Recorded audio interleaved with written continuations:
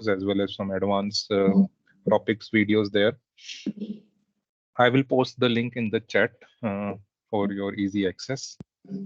As part of the webinar, your camera and mic is muted by default. But if you have any question, don't hesitate to post them in the chat or raise your hand, and we'll allow you. So I'm here with my colleagues from Unicorn, who will be taking lead on this webinar. So I think we can start. So over to you, Daniel. Yeah, thank you for the intro. So yeah, hello and welcome once more on today's webinar. And as Pushpendra mentioned, today's topic is installation and upgrade of ECCoSP on Unix. My name is Daniel Enota, and I work as ECCoSP analyst since 2021. And together with me, there is Yuri and Anna today. Hello, my name is Jirka Krda. I am the ECCoSP software architect, and I work on the ECCoSP project for the last 6 years. Hi, my name is Anna. I'm the project manager of ECCoSP development, and I have worked on ECCoSP since 2019. Yeah, so let's check the agenda. So firstly, we will check some new information and features about the latest release, and then we will go through the prerequisites, the hardware requirements, description of the network flows, and etc. And after that, there will be the practical part where we will install, in the register, the ECP endpoint and EDX toolbox together with Java 17 installation. And then we will also upgrade those components as well. So let's start with the new features for the latest release. Since the previous one, there are no changes in operating system support or database support, nor the compatibility changes. Everything is still the same. As for new features, the EDX network configuration is now being prioritized on the ECP layer. So when there is more messages in EDX queues, the network configuration will be processed with priority. Also, we've added the SSL reload on ECP component directory after certificate renewal. So since this release, it's not necessary to restart the component directory after each certificate renewal. We have also extended the health endpoint with some additional metrics regarding the ECP and EDX. And we have also done some optimization and the improvement of the implementation of the message encryption and decryption, which lowers the memory usage just a little bit. So let's go to the prerequisites and some general information. All those informations are mentioned in ECP and EDX installation and upgrade guides. So if you want to know more information, you can find it there. So regarding the description of minimal hardware requirements, there was no change compared to the previous ECCoSP version. So we are still recommending or estimating like 4 cores for ECP endpoint with 8 gigs of RAM and 40 gigs of storage, and half of it for EDX toolbox. Please just make sure, please just know that this is just an estimate, and the real requirements may differ depending on the message traffic, the load, etc. We also recommend the usage of virtual machines because they can be easily and quickly resized when more resources is necessary.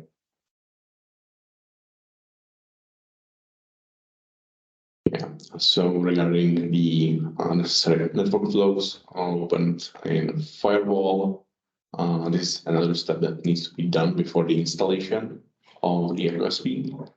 And for the ECCoSP components, specifically ECP endpoint, there is port 8443 for both inbound and outbound connections. This port is used for the graphical user interface, web services, and REST API. And then there are ports 5672 for inbound connection and 5671 for outbound connection. And those are used by the internal broker to connect to the ECP broker and for the messaging overall. And for the EDX toolbox, there is necessary inbound connection for 8443, which is this port again used for graphical user interface, REST API, and web services. But in case of EDX toolbox, also for the pull interface. And then there is also the 5672 port for both inbound and outbound connections. For the toolbox, the 8443 and 5672 are the default ports, but if you are running the EDX toolbox on the same server as ECP endpoint, you might need to change the port to something else. So you would need to open a different flow for that. Regarding the communication protocols, for the messaging, the ECCoSP is using MQTS, and for the REST API, for the REST API and graphical user interface, there is HTTPS protocol. Regarding the deployment types, ECCoSP can be deployed in two modes. First one, standalone or single deployment. Is the easiest one, the simplest installation option, and it does not require any other services such as database, but it can be also used with some external database depending on the configuration. By default, in the standalone deployment, the Apache Derby database is being used, and this database is completely managed by the ECCoSP component itself. And the second available option for deployment is high availability deployment, which using the shared external database for at least two nodes of some ECP or EDX components, and they are acting as a one, basically just a high availability cluster. The main feature of this is when one component goes down, the system will still continue to function, so the availability is higher. Regarding supported databases, as I mentioned, by default, the ECCoSP is configured to use embedded database, the Apache Derby, which is fully managed by the ECCoSP components, and there is no need for any other additional setup. Alternatively, you can use some external database, which then must be installed before the installation of the ECCoSP, and also there might be some custom configuration changes needed, but that's described within the guides. Regarding the supported databases, currently the ECCoSP supports Oracle 19c, MS SQL 2019, MySQL 8, and PostgreSQL 13. On the screen, you can also see the default ports that those databases are using. And regarding the database installation and some specific configuration, as well as creation of application schema and configuration of the user access, those informations can be found in the ECP or EDX installation guide, chapter external databases. it's described there, and together with the example of connection string and other configuration properties.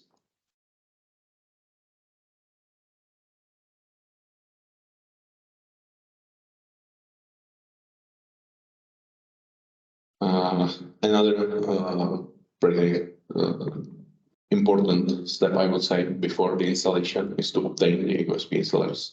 So for the ECCoSP client, you can download them from the ENTSO-E webpage. So the link you can see on the screen. And regarding the central components, their access is limited, and you need to request the access for them. This access can be then granted by push banner.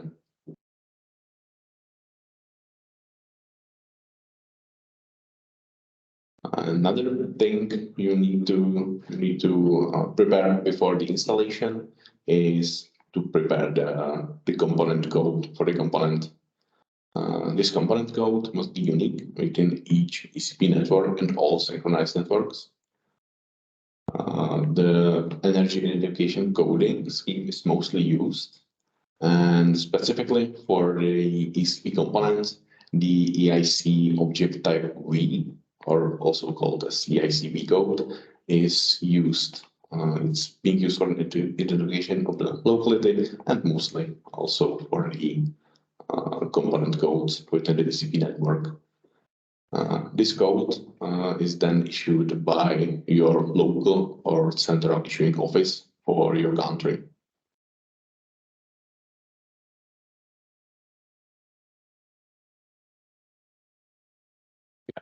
Do you have any questions regarding this theoretical part? There are no questions. Let's be quick. So I think we can continue with the more interesting part, and that's the installation and upgrade of the ECCoSP components, client components.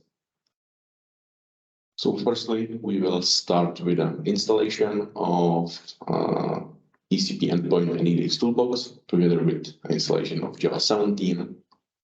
And then we will continue with the upgrade of ECP endpoint and EDX toolbox. So for the installation, we will firstly install Java 17. Then we will install the ECP, set an encrypted password, and then start and register the component. Then we would need to change some configuration as a prerequisite for EDX. And then we will basically do the same thing for the EDX toolbox. So installation, change the password to encrypt them, change the ports, the configuration, etc. So let's start with the documentation. So we will check the ECP installation guide, specifically chapter 5.1, where the Java installation is described.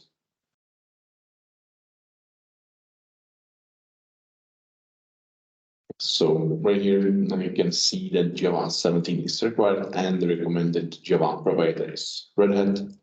The minimum compatible version is 17.08.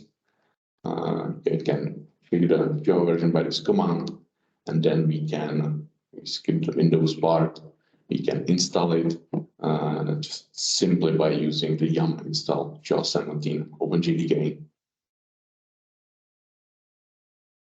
Then you can also change the Java security configuration to change the secure random source to file def urandom. So let's install Java. Correct server.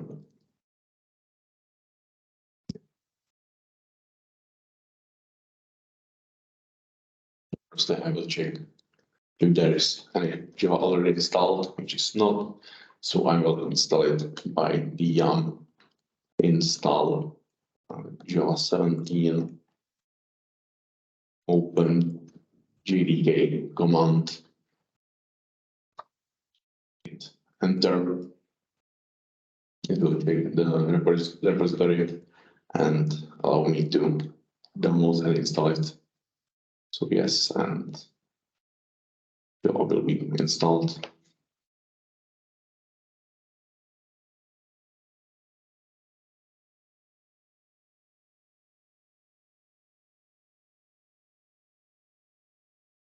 So after that, we will check and update the configuration. So we'll go to the USR lib JVM and Java directory and find the java.security file and change this line.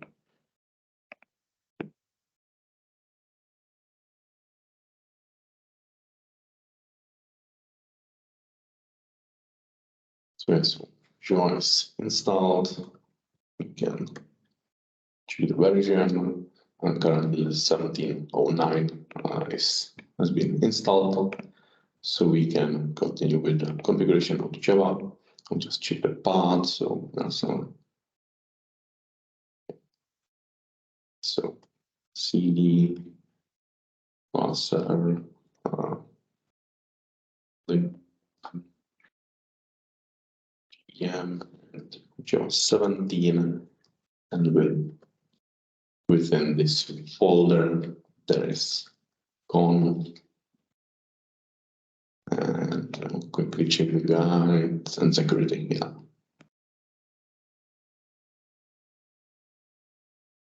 So here we can see the Java security file, and we will update it.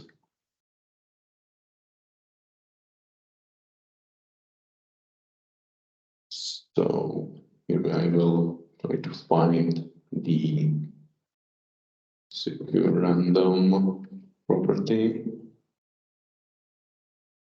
and should be, yeah, and you can see that the secure random.source is set to dev/random, so we will change it to urandom. Save the file. We can continue with installation of the ECCoSP. So firstly, we will install the ECP endpoint. The installation process is described in chapter 7.4. So I'll just quickly find the chapter 0.4. Yeah, installation on Linux. So here within the documentation, we are using some variables, so they are explained and described here. And there are also prerequisites mentioned, so we need the ECP endpoint RPM file, and also have the Java installed. And then we can proceed with the installation itself. So just a simple command rpm-i, and then we can continue.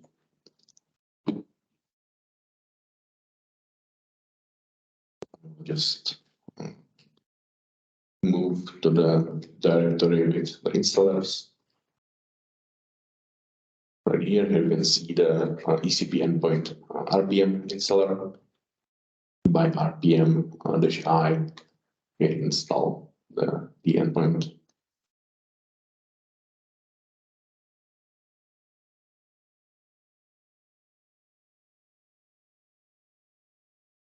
Yeah, during the installation, the user ECP endpoint and group ECP endpoint will be created, and also the endpoint will be automatically registered as a service.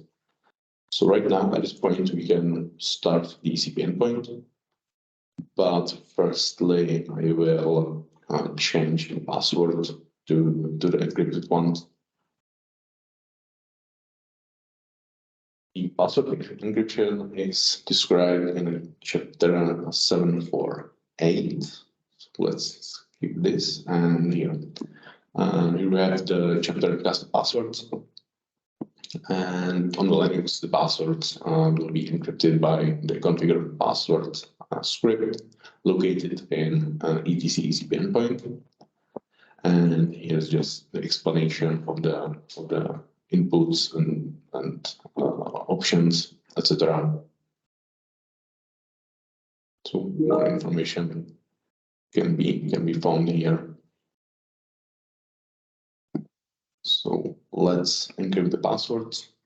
So I will go to etc-ECP endpoint. Here you can see the configure password script. So I will execute it. We can proceed with the encryption. So I will use the encrypted option as well as for the technical accounts. Then I will need to choose some encryption key. So I will type some there. And right now I need to set the encryption algorithm. This one in the brackets is being used by default, so I will just hit the enter and it will be used. And right now I will set those passwords. In this case, I will use password to make it a little bit easier, but in the real life, it's recommended to change it, obviously.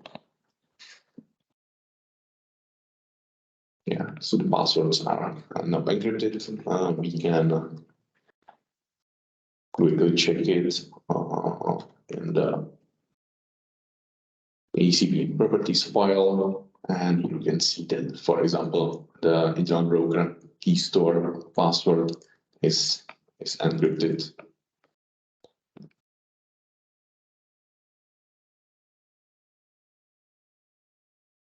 So right now we can continue with the starting of the application and then the registration on the ECP endpoint.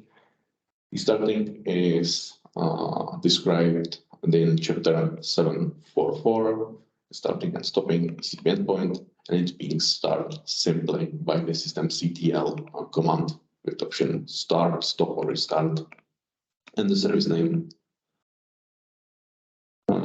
Another option would be if the ECP endpoint is not installed as a service, you can use the startup and shutdown scripts. But by default, ECP is being installed as ECP as service, so we will start it using the systemctl command. So systemctl start ECP endpoint. And yeah, also I forgot, so I will stop it just to make sure. I forgot to mention that after the password encryption, there are some changes in another conf file, which requires the systemctl daemon reload. So I will just quickly execute this command, and then I can start the service. The systemctl daemon reload will just reload the setup of the services.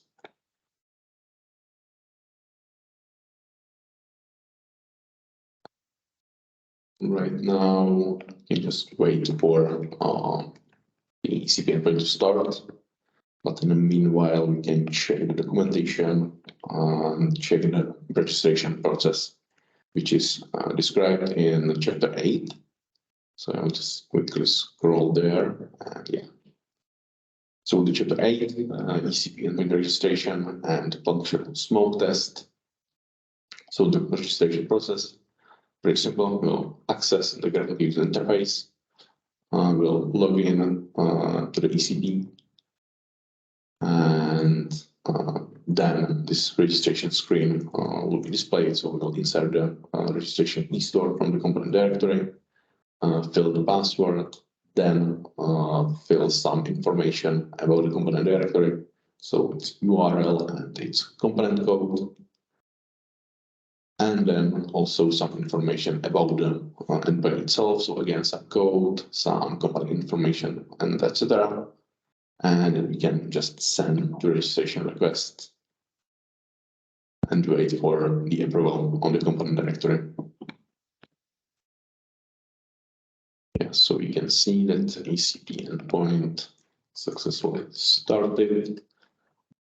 So I will log in to the ECP, and I will also just quickly download the registration key store.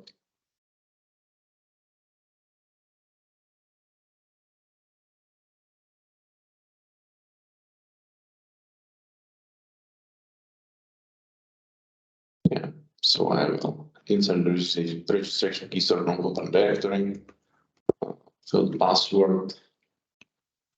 Then I will fill the URL of the component directory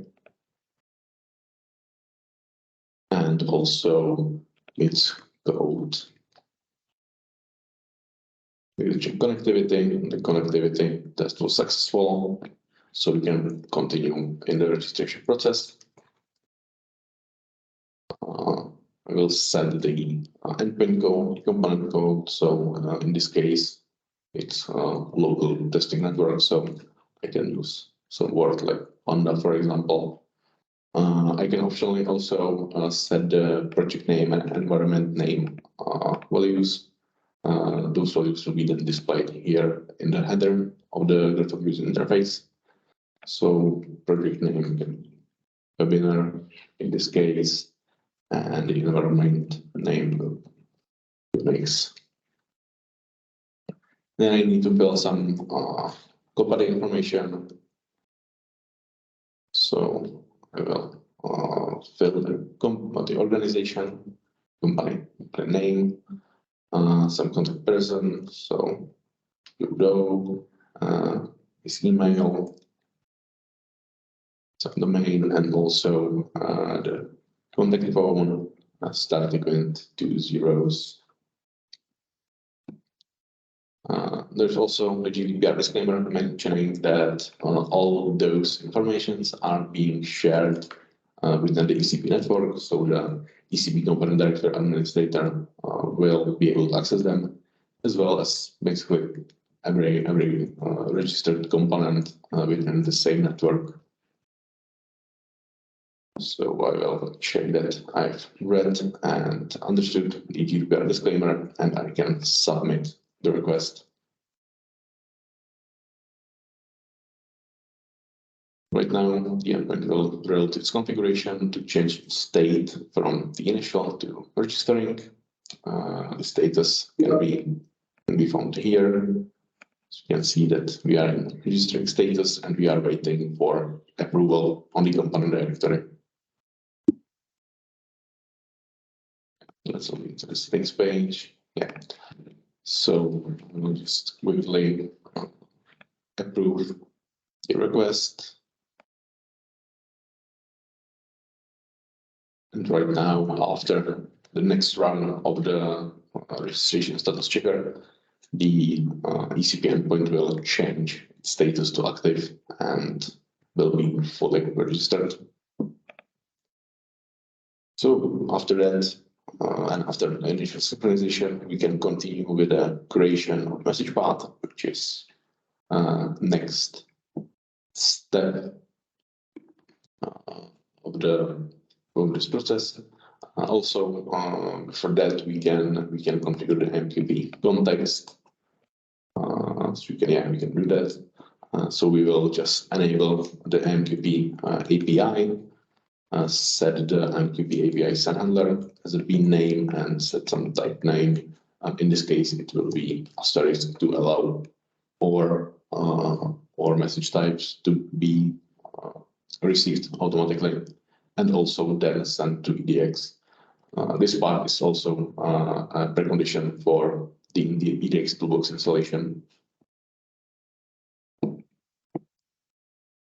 So check the endpoint. As we can see, the endpoint was successfully synchronized, and now it's in active state. So we can go and configure the MQP context. There are on the graphical user interface, there are two options how to do that. Within the runtime configuration, we can export it, change the configuration, and import it back. Or in this case, I will use this edit configuration button and edit it directly within the graphical user interface. Or you can also copy those properties and put them to the ECP properties file, set them there.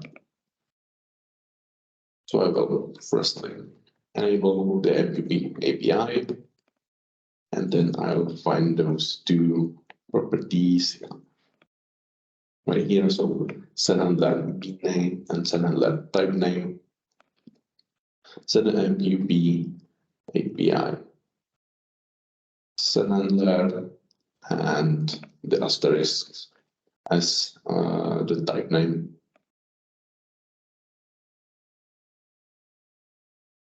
Now I can hit the save button and the endpoint should reload this configuration again to apply it.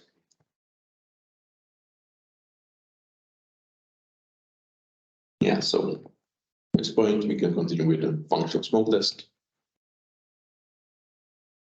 which is described in chapter 8.4. And firstly, we would need to configure the message path. The message path can be easily configured on the settings page by clicking the plus new path button and then set the message path itself. Yeah, it will be then displayed in the table there. So let's do that. So let's go to the settings page. Here in section paths, you can click the plus new path button. And here I can set for the message path if I want just allow specific senders to be allowed to send me some messages within this message path, or I can use the all button. I can also specify the message type. I will let the default asterisk there, so all message types can be received by this message path. Then I can choose the message path type. The direct is for direct messaging, but in this case we are using indirect. We are using the ECP broker in the network, so I will set the indirect and choose which broker will be used for this message path. And then I can also change the valid from, and most importantly, valid to values to set the lifespan of the message path. So let's say 1 week in this case. Next week on Friday, this message path will expire and will no longer be valid. Right now I can hit the save button, and the message path was successfully created. So after the synchronization with the component directory and the propagation of this message path, all endpoints within the network will be able to send some messages to this endpoint. I will right now read the configuration to speed things a little bit up. The configuration code will automatically execute the synchronization job. So right now we can check the endpoint was synchronized, and we can also check here on the components page that the message path is successfully synchronized with the network. So we can continue with the message sending, just the next step of the functional smoke test. So basically just try to send a message to itself, and yeah, it should be received. Depending also on the ECP broker, if they are also synchronized together. So I will send a message to it myself, some test message type. I can optionally set the business application message ID or the sender application. So yeah, let's say graphical user interface as a standard application. And then I just need to insert some payload, so some dummy test message. And I can hit the send button. And you can see the message change status to received. So the message is successfully received by this endpoint. You can check it also on inbox. And here the message is displayed as well. So the functional smoke test was successful. Right now, we will quickly change the configuration as a part of precondition for the EDX toolbox installation. So we will check the EDX installation guide, specifically chapter 6.1.4. Yeah, and there is general practices before installing EDX toolbox, and there is subchapter ECP, within which is described that the ECP endpoint must have a proper message path configured. So we have done it, and the message path is successfully created. We will also need to configure the EDX user for the access to the ECP endpoint's general broker. If the authentication is being used, which by default is, so we would need to set the toolbox and its password to the user properties, and then also this user assigned to some group in group's properties. Finally, on EDX, we'll need to set the user also in the EDX configuration, but we'll get there later. And also another step is to configure the MQP handler, which we have already done during the functional smoke test. So that are those three properties: the MQP API enabled, set another bin name, and type name. So right now I will proceed with the configuration of the toolbox user, because from all these preconditions, prerequisites, that's the only last step that is missing currently. So I'm currently in ETC ECP endpoint, so I can configure the toolbox user in users properties. Here you can as well see that the password for the endpoint user is encrypted, and I can just set the toolbox user with some password, save file, and then also edit and assign the user to the group. So again, I just edit and groups properties this time. And to the group users, I will put the newly created toolbox user. After this, the restart of the ECP endpoint is necessary to apply those changes. So again, systemctl, option restart, and ECP endpoint.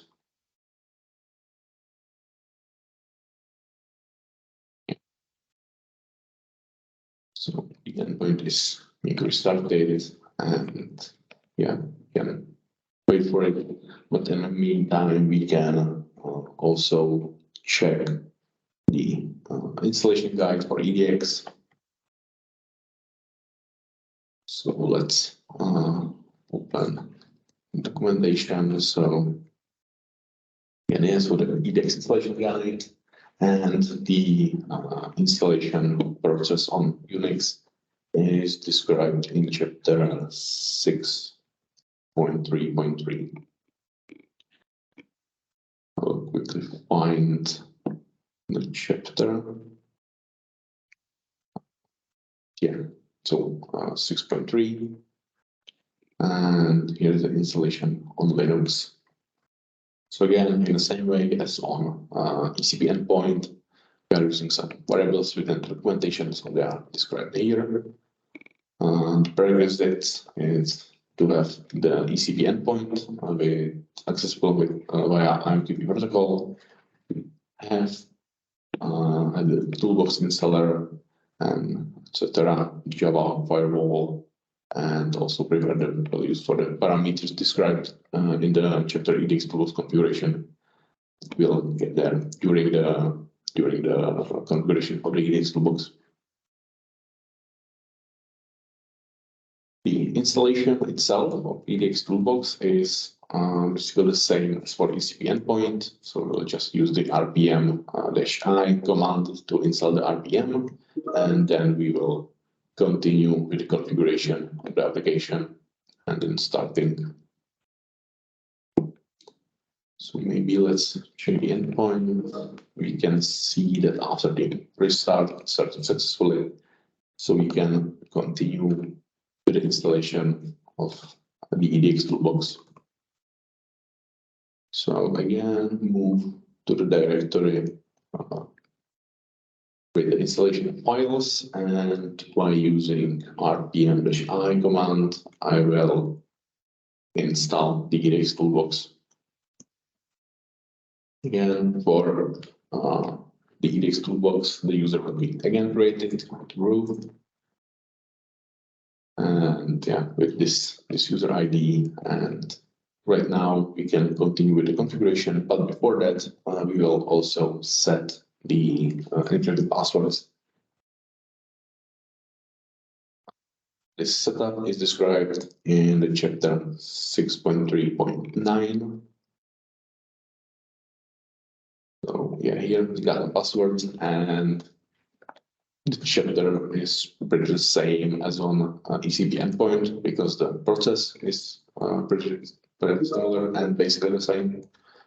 So again, we'll just execute the configure password script located in etc ECP toolbox, and then set those passwords, those options if we want plain, hashed, or encrypted password, etc.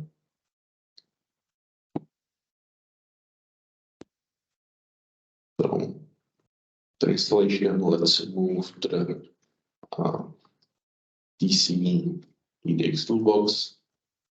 Again, here we can see the configure password script. So I will execute it and then choose the option for the use the password. So 2 for encrypted and as well for technical account password.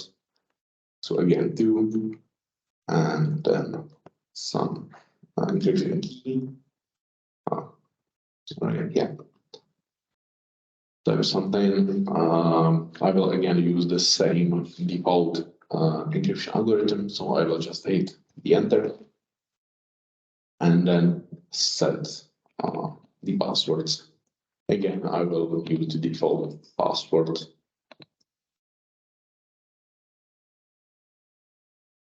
Yeah. So the configure passwords script is done. Its run is finished, and the passwords are encrypted. So I can just reload the daemon. You know, reload is a necessary step after the password check, and then you can proceed with the configuration of the EDX toolbox. The configuration is described in chapter 7. So I will quickly scroll there. Yeah. The configuration is described here. Here is the description of the configuration file. So the main file, EDX properties, and its location, as well as the EDX YAML file, which is using for the configuration of the integration channels, and also the env.conf file, where the used ports and memory settings can be changed after the configuration of the EDX toolbox, or as a part of the configuration, we'll also need to change the ports because the ECP endpoint is running on the same server. So we'll do that. And yeah, and there's also the Windows part. And yeah, the configuration of the EDX toolbox. So here's the parameters required for the non-HA installation. So we will need to change the EDX toolbox code to the same code as the component code of ECP endpoint. Then EDX service catalog code, which will be code of the service catalog within the network in which the toolbox will be registered. In case the pool messaging will be used, we will need to change the public URL because by default there is a localhost, and then also or at least check the ECP broker MQB port and at the host. But by default there is again localhost, and as we are running the ECP on the same server, we don't need to change those. So let's proceed with the configuration. So I'm still in etc EDX toolbox, and I will edit the EDX properties file. Here I scroll up to the top of the configuration file. We can see the EDX toolbox code. So we will change it to the code of the endpoint. So Panda in this case. We will also change the service catalog code, which is, let me check, yeah, which is Lion. And then we can continue through the configuration file. Yeah, here's a configuration delete job, etc. But the thing that we want to check and change possibly are those two blocks. So the first one for the internal broker configuration, and then the ECP broker configuration, the second block here. Again, here you can see that those passwords are successfully encrypted. So by default, the authentication on the internal broker is set to true, so it's enabled. So we'll keep that.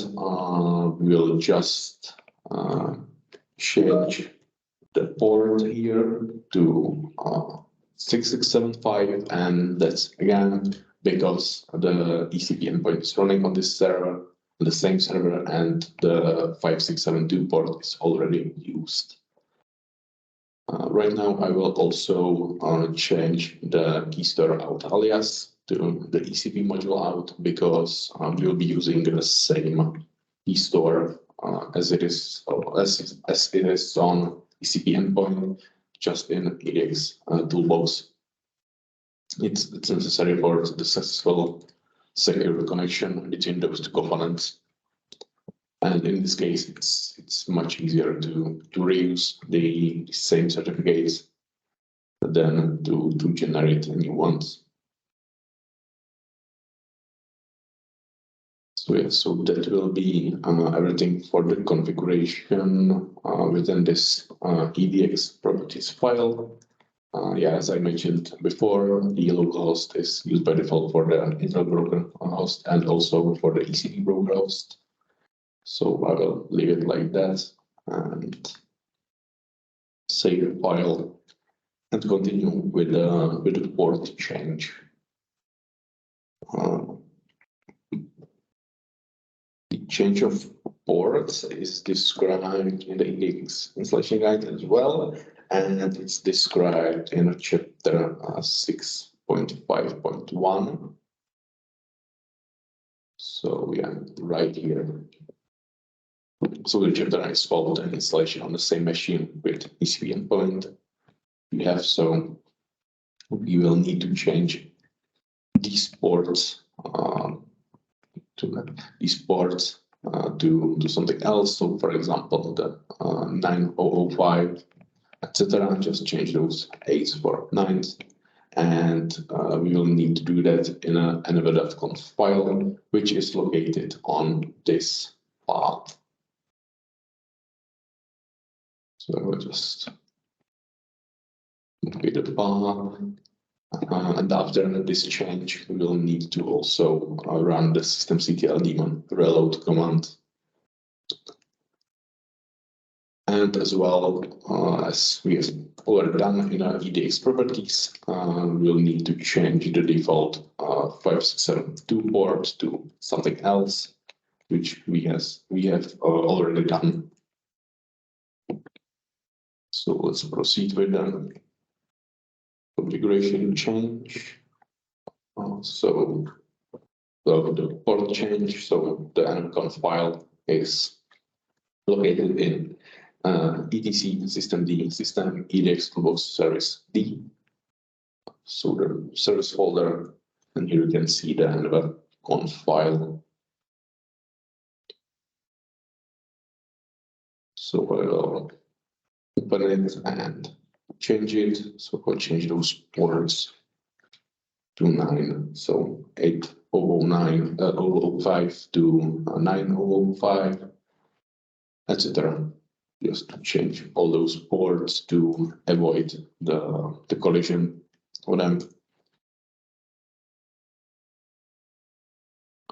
So that will be everything for the configuration in this env.conf file. You can also change the memory settings, etc. The path to the configuration files, and so on.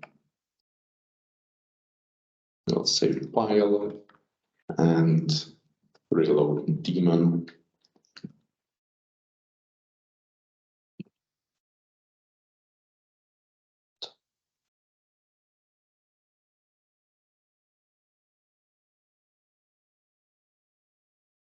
Now it's, yeah.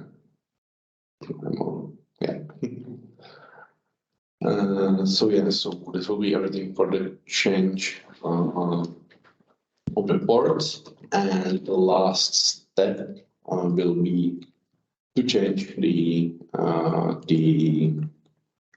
key store. As I mentioned, we will use the same key store from ECP endpoint to EDX toolbox, because it's the easiest way, and in this case, and it's needed for the secure connection between those two components. So I will go to the bar lib EDX toolbox. You can see the default keystore JKS. So I will just rename it to something else. So in it, because we will need to rename the keystore from the ECP endpoint to the keystore JKS, so the EDX toolbox will be able to use it. Because it's by default configured to keystore.jks, but this can be also changed.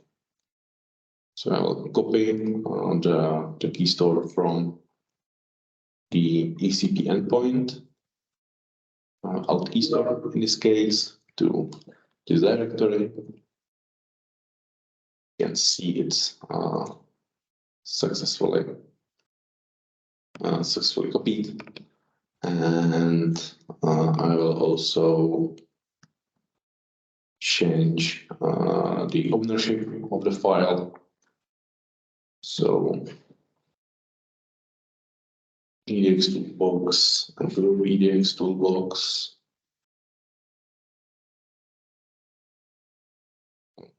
But shown. Sorry for that. Shown. And for the alt key store. So right now the ownership has changed, and I will also change the permissions for that file. So on quick T to have it the same as it was for the keystore.jks. Yeah, so right now we have the out key store with the same permissions as the original keystore.js. And right now, because of the configuration of the EDX toolbox, I will just rename it in the out key store to just keystore.js. So right now, the toolbox should be prepared, so we can just start it using the systemctl command. And again, the starting of the application is described in the chapter 6.3.5.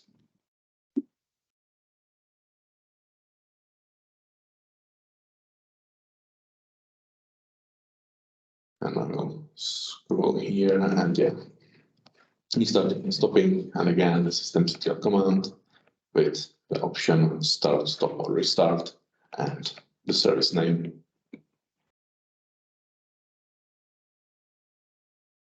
So systemctl start EDX toolbox. And right now we can wait for the toolbox to start completely.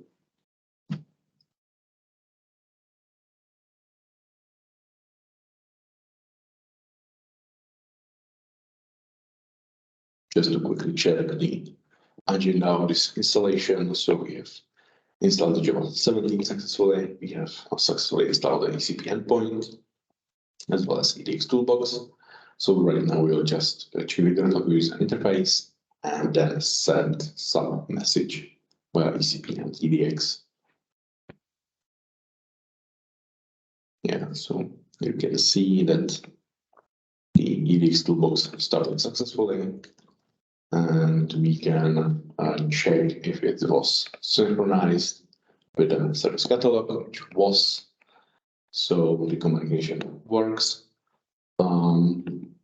Normally, you might need to wait some time for the synchronization because this toolbox needs to be manually added to network configuration on the service catalog.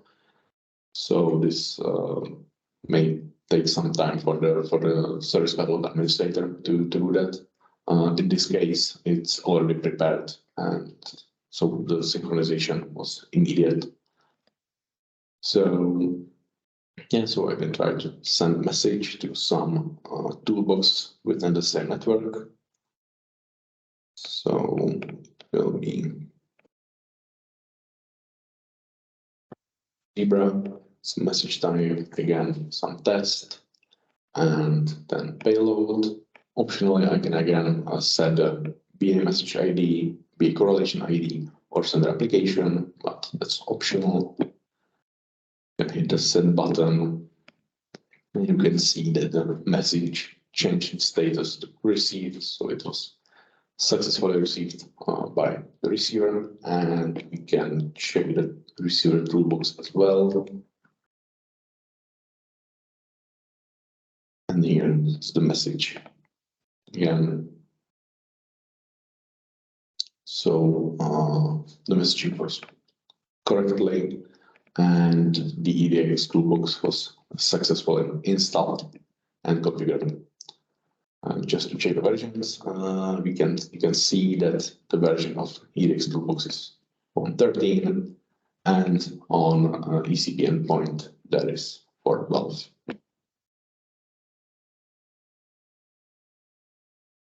So yeah, so that will be everything for the installation part. So if you have any questions, may ask. We have probably answered every question that was there already. Awesome, Bridget. Okay, then there is no other question right now, so then we can continue with the upgrade. Just let me, so Christian and Oleg, we answered out your question already in chat. If anybody has anything, then just you can raise your hand and I will unmute you. Otherwise, we will move ahead.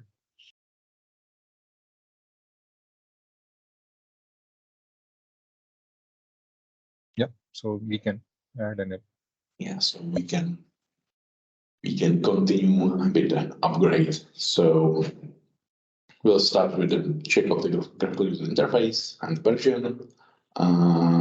Then we will stop both ECP and EDX, and then we will upgrade the ECP, first the ECP endpoint. So it will be stopped. We will install the new application version, update the configuration, and start ECP again. And then the same thing for the EDX toolbox. After that, we will again check the graphical user interface. And just to test the connectivity, we will send and receive some message from those components. So let's firstly check those components. So let's start with the ECP endpoint.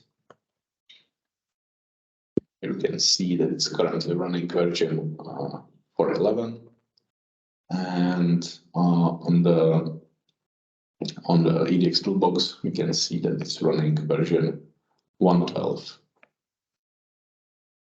So those are the older versions, and we'll upgrade this to the latest ones.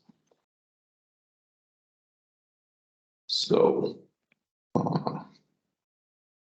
we'll connect to the correct server, which is this one. And we will check the ECP upgrade guide first. And we will firstly stop those components. So the stopping was described also in the installation guide, but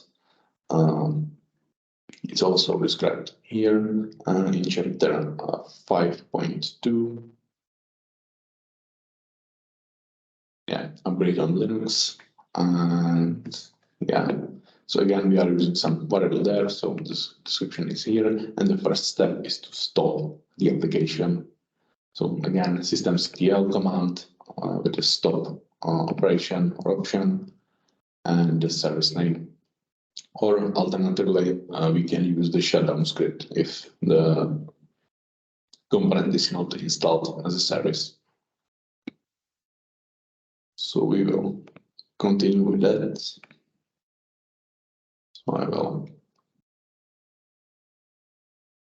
stop the ECP endpoint and also EDX toolbox. The process is the same. And then we can continue with other steps. So then we will check the Java version.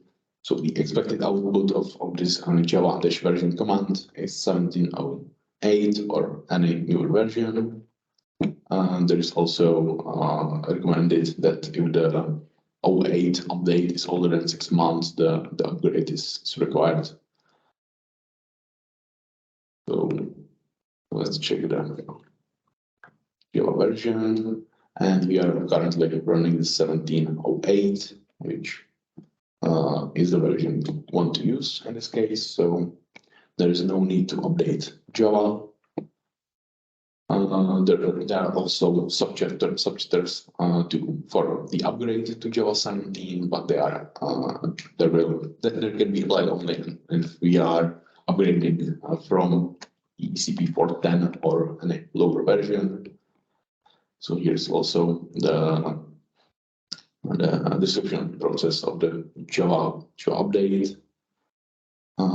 There is also mentioned that since ECP 42, the interim broker configuration files were moved out from the library, and right now we are in the JMS folder in the etc ECP endpoint directory. But we are upgrading from much newer version, so we don't need to do any changes here. The interesting part in this chapter is the description of those folders in a JMS folder. So when the SSL-JKS is used and etc. And also there is a description of the ActiveMQ configuration files So when the non-HA is used, when the HA and in memory, etc. Yeah, then the backup of internal brokers configuration, but that applies only for the upgrade from ECP 481 lower. So we can immediately continue with the ECP endpoint application update itself. So we will be again using the RPM -u command. And that will be mostly everything for the upgrade itself. There is also a description of the files and folders which will be changed during the upgrade. So yeah, so we can proceed with the upgrade. So I will move to the directory with installers. Okay, so I will use the different one. Installers. This one. So yeah, so here are all the installers for that. So yeah, here's the ECP endpoint RPM file. So I will use the RPMU command, ECP endpoint 412. We'll execute this command, and the application will be upgraded.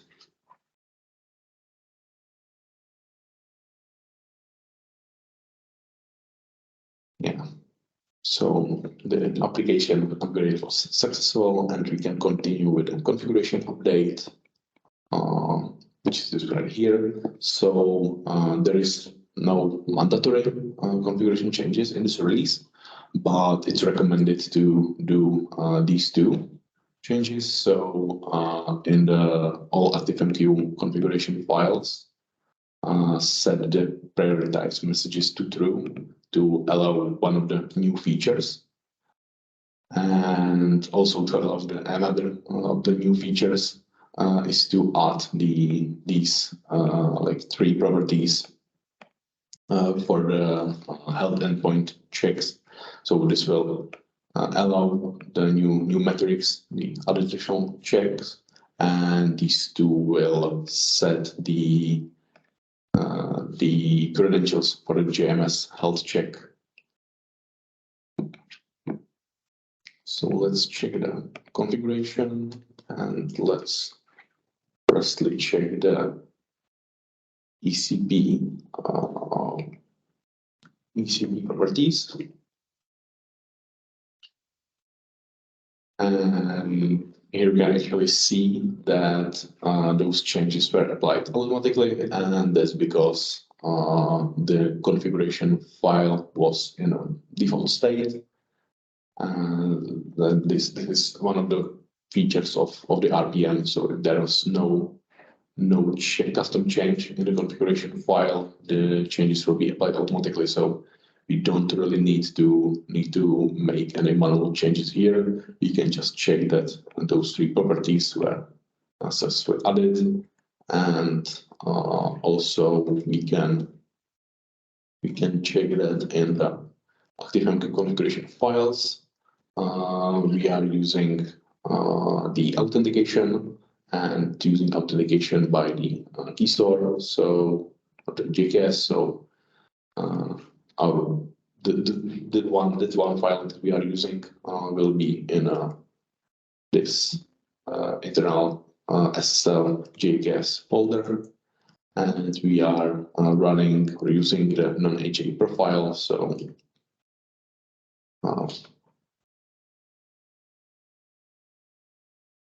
so the ActiveMQ non-HA is the file that we are using, and here we can just quickly check that the prioritized messages true is also in this configuration file. So we really don't need to do any changes. But in case that there are some custom changes, the RPM new file will be created, and you can just merge those 2 files together and have all new features enabled. Yeah, so let's check the documentation. So we don't need to do any manual changes here. So then there is also a description of the configuration change when upgraded from some older version. So we can skip those. Again from 4.9, 4.8.1. Yeah, there's also the configure MQPS. This is only when upgrading from the 4.7 or older. We are using the MQPS by default for some time now, so we don't need to do any changes here. And there is also an important note that it's been a while when it's forcing TLS, but it's good to have it here that MS SQL database connector is now forcing the TLS encryption by default. So if your MySQL database is not using this encryption, you would need to put the encrypt equals false to the connection string in the ECP configuration file, the ECP properties in this property. Then we redeploy some plugins. We don't have any, so don't need to do that. If we have changed to Java, now it's time to remove the old one, but we didn't. So we can just start the ECP endpoint using again the systemctl start command. Let's start it. systemctl start ECP endpoint. And yeah, let's wait for the start. In the meantime, we can quickly check the EDX upgrade guide. The purchase here is basically the same. So the upgrade on Linux is starting in chapter 5.2. Yeah, so again, just stop the application using systemctl command, choose Java, which we have already did. This EDX toolbox is also running on the same server as ECP endpoint, so we already checked Java. Then again, the internal broker configuration, basically the same information is mentioned here. So then we will just proceed with the rpmu command for the upgrade itself. The endpoint, yeah, the endpoint started successfully, and here you can see that it was successfully upgraded to version 4.12. So yeah, so let's continue with an EDX toolbox. And as I mentioned, we can directly run the rpmu command. So again, I will move to the directory with those installers and run the rpmu and EDX toolbox rpm file.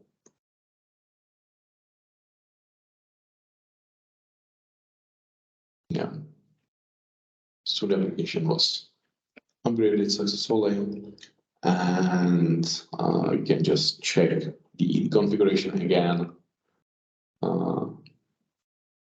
We check the index properties file only in this case, and check those new 3 properties. So we can do that. So let's move to DC EDX toolbox and open the EDX properties file. And here you can see that it wasn't actually included because I have some custom change here. I have set the name and project name properties, so you would need to change the configuration manually in this case. And we can also see that there is a EDX properties RPM new file, which can also check. New, which is basically the default configuration file with all those new changes. So I will just quickly apply those new configuration changes. So I will enable the new metrics by this management endpoint show details, so to always property. Paste it, and I will also paste those two properties that will, as I already mentioned,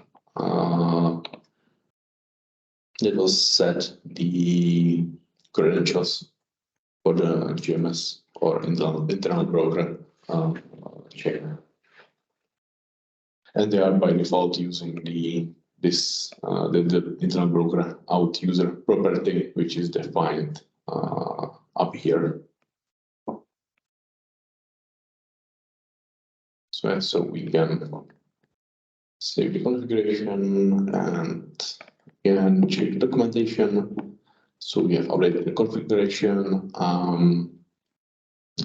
We can again skip these chapters because they are applying only when we are upgrading from the older version.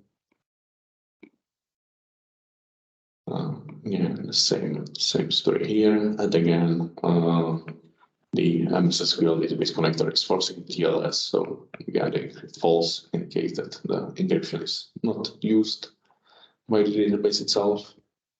Again, remove Java. And right now we can just start the EDX toolbox. Again, by the systemctl start command and start it. Yeah, so right now we can wait for the EDX toolbox to start, and it shouldn't take much time.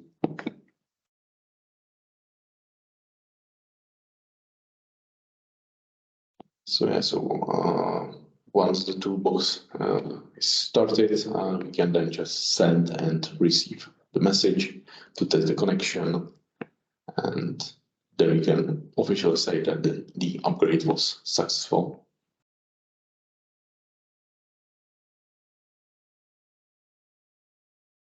Yeah, here you can see that the toolbox started. Here's the version, so 1.13 currently, and we can send the message maybe back to Panda toolbox. Again, so message type, can fill the optional fields. So yeah, let's say the sender application will be GUI, and then we can just insert the payload and send the message. So again, here we can see that the message status has changed to received, and we can also check the receiver toolbox, and the message is also present here. So the communication between those components works correctly. We can check also the ECP layer, but basically every message that is sent or received from our toolbox is being sent through the ECP. So you can see that there are also some messages for the internal configuration and also the test messages, etc. So yeah, this will be everything for the upgrade on the ECCoSP. So if you have any questions, may ask. And if not, then we would like to thank you for your attention and participation, attendance on this webinar, and yeah, see you on the next one. Thanks, Daniel. So thank you for this webinar and all the participation here. As mentioned at the start, we have another one plan for Kubernetes on 14th of November. I already provided link in the chat to register for it. Otherwise, you might have the invite already in your calendar.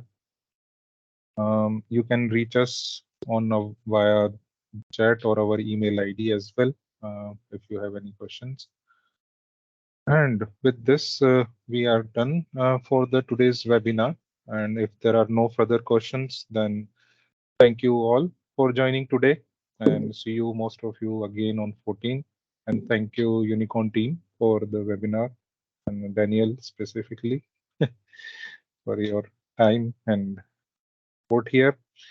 So with this, yeah, we can close now. And as I mentioned, the videos will be available by next week on our YouTube channel. I already provided the link in the chat for our YouTube channel. And yeah, have a nice day and the weekend for all of you. Thank you very much. And see you. Have a nice day, everybody. Have a nice day. Bye. Bye.